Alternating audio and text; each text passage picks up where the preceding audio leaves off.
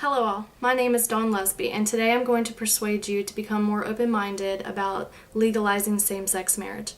Love is patient, love is kind, it does not envy, it does not boast, it is not proud, it is not rude, it is not self-seeking, it is not easily angered, it keeps no record of wrongs. Love does not delight in evil, but rejoices within the truth. It always protects, always trusts, always hopes, always preserves. Love never fails.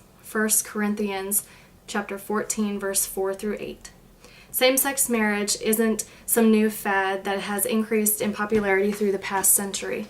In fact, marriage between men was instituted in China in the 17th century and between African women in the 19th century. In a country that preaches religious freedom and separation of church and state, there are still many citizens who are unable to feel freely and openly show their love through the traditional institution of marriage. In the early 1990s, court case Bear v. Lewin, the Hawaii Supreme Court ruled that same-sex couples were not allowed to be married for several reasons, including protection of welfare of children and procreation within marriage. Also in 1996 came DOMA, or Defense of Marriage Act, that denied the right of any same-sex couples to be married and have that union recognized at a federal level. Before these events and after, same-sex couples have been fighting for their freedom against individuals who denied their rights for many reasons. Here are 3 such reasons. Same-sex marriage will ruin the sanctity of marriage.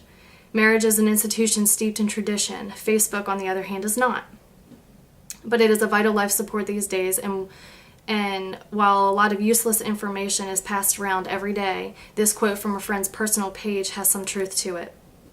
So let me get this straight. Charlie Sheen can make a porn family. Kelsey Grammer can end a 15-year marriage over the phone. Larry King can be on divorce number 9. Britney Spears has a 55-hour marriage. Jesse James and Tiger Woods, while married, were having sex with everyone. Yet, the idea of same-sex marriage is going to destroy the institution of marriage. If the sanctity of marriage is destroyed, it will not be due to the legalization of same-sex marriage, but because marriage has not lost the meaning it once held. Second reason, religion does not condone same-sex marriage. All religions may not condone same-sex marriage, but some do. In some sects of Buddhism, same-sex marriage is accepted and considered a moral activity. Are we denying these individuals to their beliefs and practices in a country that offers religious freedom? Plus, if the reason of same-sex marriage lies in the readings from texts such as the Bible, then divorce should be outlawed as well. To the married I give this command, not I, but the Lord. A wife must not separate from her husband, but if she does, she must remain unmarried or else be reconciled to her husband. And a husband must not divorce his wife. Why can we pick and choose what we follow from the Bible? Number 3, procreation. Some argue that a large reason for marriage is for the purpose of procreation. And since same-sex couples cannot naturally reproduce, they should be barred from marriage. If this is true, then all opposite-sex couples who are infertile or do not desire to have children should also be barred from marriage. These are just a few reasons why many individuals do not agree with the legalization of same-sex marriage. While everyone is entitled to their own beliefs, those beliefs should not be allowed to restrict the freedom of equality of others. In closing, I'd like to quote a ruling by the U.S. Supreme Court in Griswold v. Connecticut in 1965.